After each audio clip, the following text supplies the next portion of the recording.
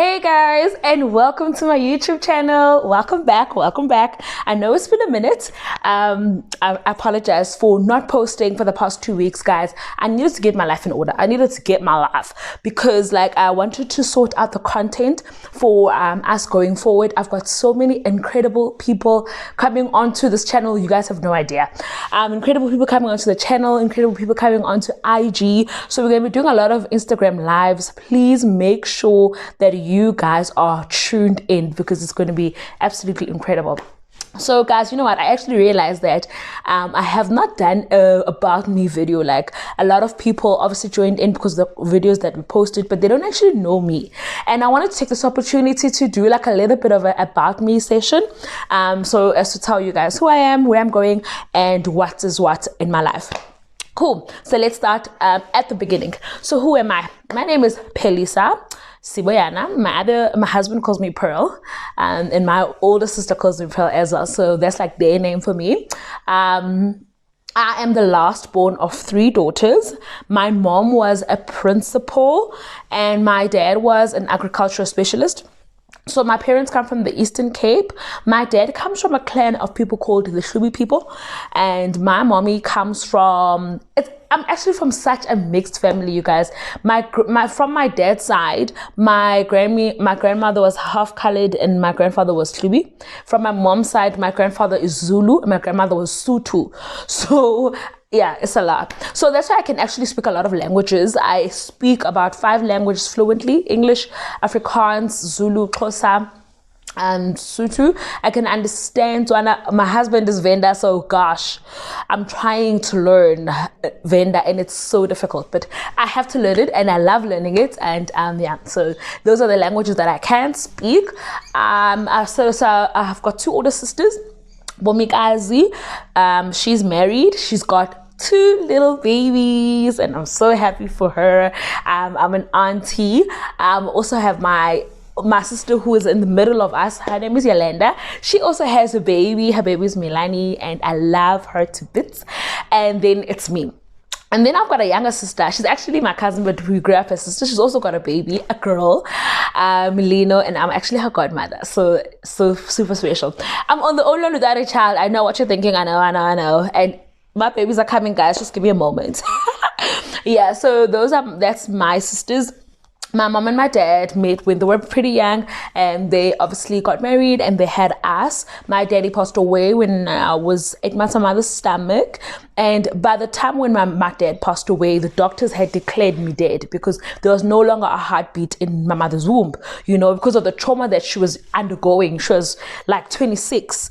That was me last year. Imagine me last year having 2 kids, being pregnant with a child and losing my husband. I would die. So they declared that I was dead and there was no longer a heartbeat. And they said that when they need to operate and take her out. And my mom was like, no way. My mom was a woman of prayer and she trusted God. She believed God. And I was born a month later on the 12th of March. I was healthy. I was perfectly fine. And actually one of my aunts named me Sinqobile, but never got into the birth certificate. And I think that's really a testament of my life, a testament of who I am. I am a fighter, baby. I am more than a conqueror. I believe that word because I've seen it in action in my life before I even knew what it meant, And I grew up in the Eastern Cape. I grew up in a family that was very religious and Christian orientated. My mom was an elder at her church, was an intercessor, and she was like a mother to many people. And a lot of people, respected my mom because she was also a principal. And the school that she taught in was a primary school in the village. And they built that school from scratch. And it was such a beautiful, thing that she did for that community. And I think I learned a lot of who I am from my mom. Absolutely. I think anybody who knows my mom, when they see me, they're like, look what happened. The apple didn't fall far from the tree because I'm literally my mother's daughter through and through. And I'm proud of that. And I wear that with so much pride. My mom went through a lot and she taught me a lot. I stayed with my mom. My sisters went to boarding school and high school. So I stayed with her and I learned a lot from my mom. I learned how to pray from my mom. I learned how to be selfless. I learned how to be hospitable. And all those traits actually played such a big role in my adult life, right? So I'm the kind of person who is extremely ambitious. I'm so ambitious. I'm very talkative. I'm very outspoken. I speak my mind, obviously with respect, but I've never been one to accept the status quo and, take things lying down. I don't do that. I am very much a numbers person. I love numbers. I don't like theory because I don't like reading a lot. I'm more like, how do you call it? Like a visionary kind of a person, especially with numbers. How I understand numbers is I visualize them and I see whatever I'm reading as a picture. So with theory, I found it so hard to put those words into theory. And so, yeah, me and theory never got along, even in high school. I went to King Edward High and, so my education, I went to King Edward High School in the Eastern Cape, and I matriculated from there. I went to the University of Johannesburg, which was such a great idea because I was actually accepted in another university, which I will not mention its name. And when I got there, I just saw like it was so old. Like the walls were just like dull, and everyone there was just like, you didn't look happy. So I was just like, okay.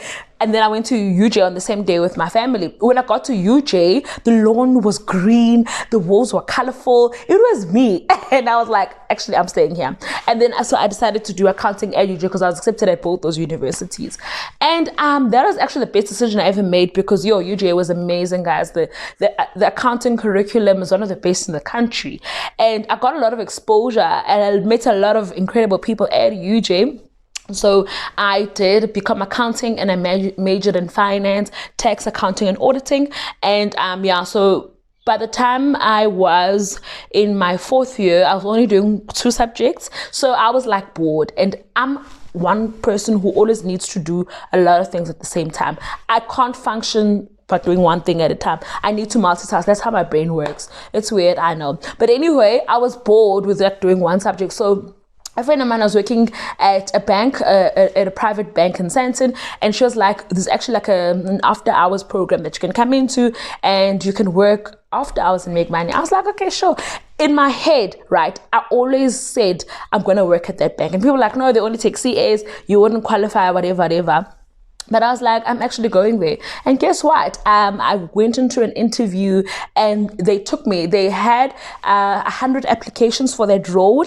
They nailed it down to 30 people that they saw for like interviews, and they took me. And guys, let me tell you, I was not a straight A student. I've never been. And I'm not even gonna lie and be like, yeah, I was not. I was not even a B. I wasn't even like an 80 student. I was like a 60 student, 70 student. That's where I was. Honestly, to you, in varsity, I'm not gonna count matric because that really doesn't matter. In varsity, I was like a 60s student, 70s, sometimes 50s, and I never thought I would get into that bank because Investec took like the best. But guess what? They took me in my 60s and my 70s. So that's also something that I just want to like drop in there for somebody who is maybe not the best at what they're doing, and they're thinking that the best is reserved for the ones with the highest marks or from the richest families or whatever. Don't believe that. It's not true. You can be whoever you want to be. Imagine they had 100 applications for one role and they took one person who happened to be me, and that was by the grace of God indeed. I worked in after hours. I looked after clients in the UK bank, which was really, really great because I got exposed to like a first world country in terms of economy, in terms of finance, in terms of investments. And let me tell you, the UK is nothing like South Africa from a financial perspective. Those people have such a high conservative and savings mentality, whereas we're so consumer based and so spending based. But we'll get into that into another video in terms of our culture in South Africa. Anyway, I worked in UK after hours. It was really, really great. And then guess what? Phelisa, being Phelisa, I couldn't do one thing at a time. So I started going into complaints management, like complaints handling. I started getting into card, transactional banking within the UK bank. So I really grew very quickly. I stayed in that role for 2 years, and then I became a banker in Pretoria. I went to Pretoria at Investec there, and I spent about 18 months there. Very big learning curve. I came to the Sandton office, and I was in a hunting team, and I went on to an ultra high net worth team where I was dealing with like captains of industries, where I was dealing with CEOs of different companies, including Investec. It was such an amazing learning experience. And I left Investec last year, and I went to FNB Wealth, where I currently am right now. I'm working as a private wealth banker, and one of the youngest bankers in that space, and I love it. I love it. It's a big challenge. It's a big learning curve, but it absolutely is worth it, you know.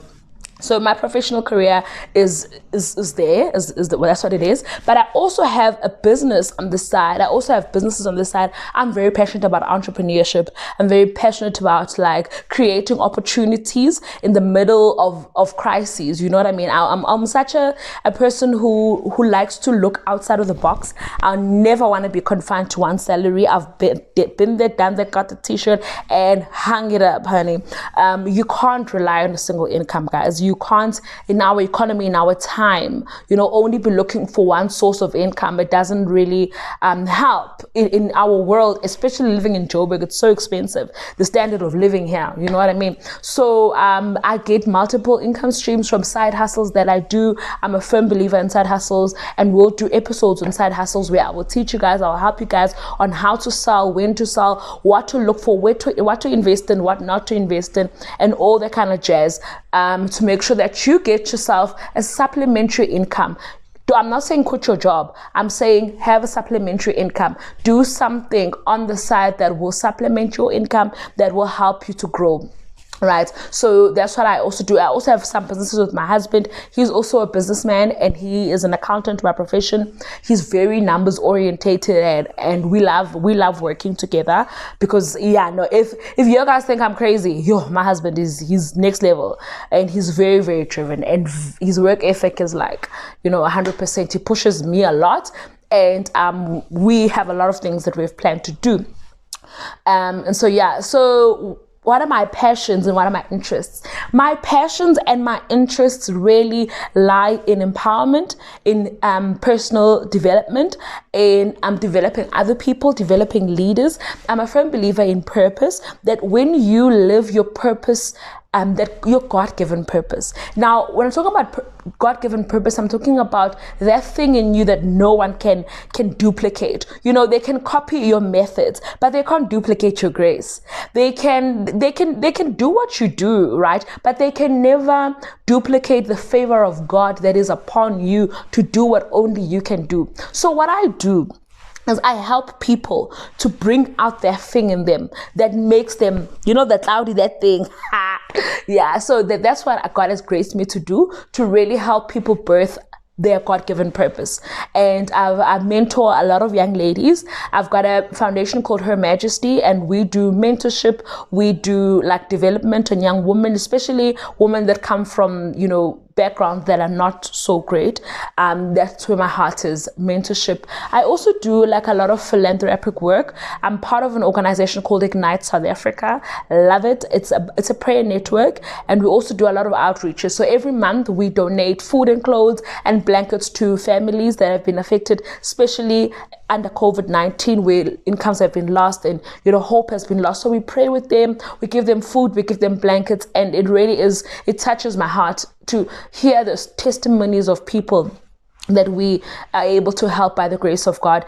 And it's beautiful, guys. That's where my heart is. That's where my passion is, with philanthropic work, with mentorship. I also do leadership development. I do a lot of work with like pastors, where I help them and their leadership teams and their pastors and their servants to get to a level of excellence in ministry, because I do believe that ministry is supposed to be excellent. We serve an excellent God, and so it is not right if we are mediocre in the way that we serve him. So I do work with pastors as well, to help them with their ministries. And what I want to end up doing is I want to end up having like an organization where I do this leadership development and strategy. So I'm studying towards that at the moment. And those were my interests are. I'm not a sporty person, gosh. I'm not an active person, gosh. I jog because I have to jog, but I love walks with my husband. Lockdown, has actually made us to start doing things together, like other things together, like taking walks. So we'll do like a 10K walk, or we'll do a 5K walk. And like in that walk, it's so amazing because we're talking like, and it's almost like falling in love with each other all together, because like he'll tell me about how he grew up and how I grew up, and we'll talk, and like, yeah, it's been really incredible. So I enjoy the walks because it's more about our relationship than the actual walk itself. Otherwise, I hate anything that's gonna make me sweat. Gosh. Yeah, so I'm not really an athletic person. I love traveling. Oh my word, I absolutely love traveling, and it's such a pity that we can't travel under lockdown. Last year, my husband and I, we went to a couple of places. We love exploring. We love adventure. Although he's terrified of heights, I'm not. I will do anything. I'm such an adventure like seeker. I will do like rock climbing. I will do skydiving. I will do anything. I'm really a nature lover. I love nature. I love plants. I love gardens. My husband loves to garden, and yeah, I'm just like that kind of a person. I'm very simple. I think my complexity comes when I have to deliver on a task, and maybe somebody's working with me, but they're not really pulling in their weight. Then I become complex and I can become difficult. But I'm very much a simple person. If I'm at home, what am I doing? I'm probably on my phone, or I'm reading a book, or I'm having a glass of wine. Hello. Or I'm just watching TV or playing like games with my husband. That's what I do when I'm at home. When I'm at work, what am I doing? I'm working, baby, because I'm all about the split of all work and play, like having that balance. And so I interact a lot with my clients. I learn a lot from them, and I'm really grateful to be in a position where I am, where I can glean so much wisdom from captains of industries. So yeah, that's what I really enjoy. Where do I see myself in 5 years? Well, I see myself in 5 years as a strategic leader, as somebody who is able to take our generation forward. I'm very connected to my purpose of our generation, for our generation.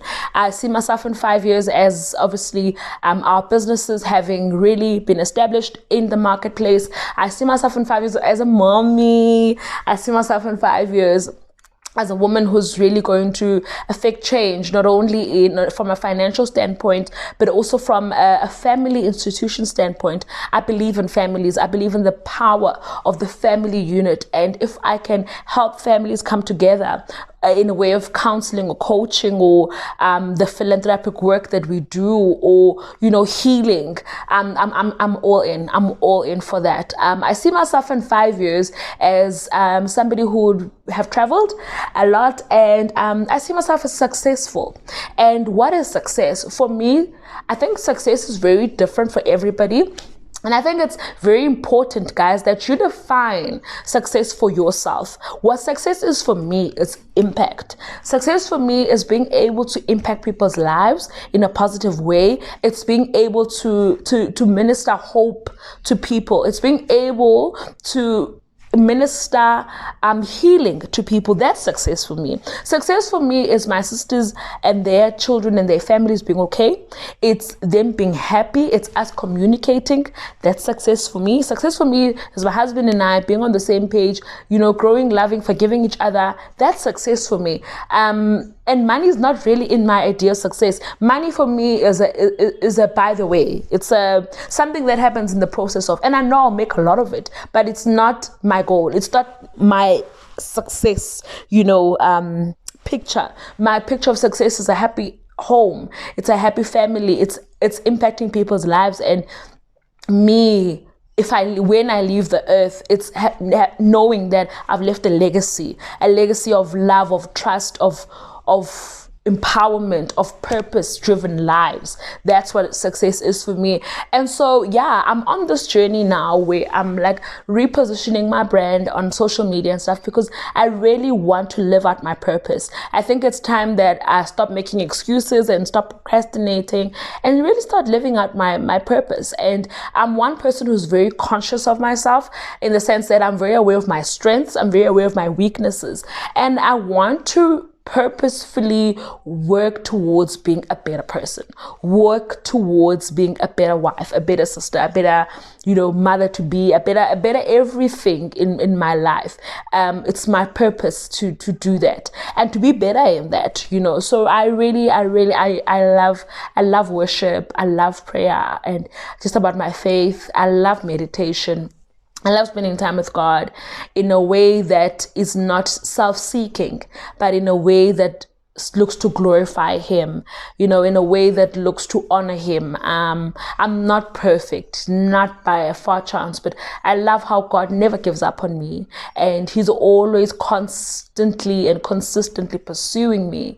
And that kind of love is the love that inspires me for people that I have close relationships with, like that love that doesn't, the love that doesn't give up on you. That's the kind of love that I admire, that I get from my heavenly daddy, and I want to also give out, because I believe the more we look to him, the more we look like him, the more we look for him, the more we revere God, and we want to be made whole in his presence, the more we will be able to give wholeness into a broken society. Our society is broken, our world is broken, but if we are whole as individuals and we get our wholeness from God, then we can give wholeness, to schools, to homeless people, to people losing their jobs. We can issue and dish out that hope and that inspiration for those people. So yeah, guys, that's a little bit about me, and I would love to hear about you. Like, tell me who you are, what are you doing, what are you up to, what are your plans, and comment, share, like DM me. If you want to talk privately, DM me. I'm all for that. I'm all in for that, and I'm really, really happy for everybody who is going to watch this clip and subscribe. And also tell your friends, tell your families. Let's get on to this purpose journey, this journey of inspiration of finance and lifestyle. That's Phelisa Siboyana, and that's what I'm all about. Thank you, guys. Until next time, please stay glued to your screens.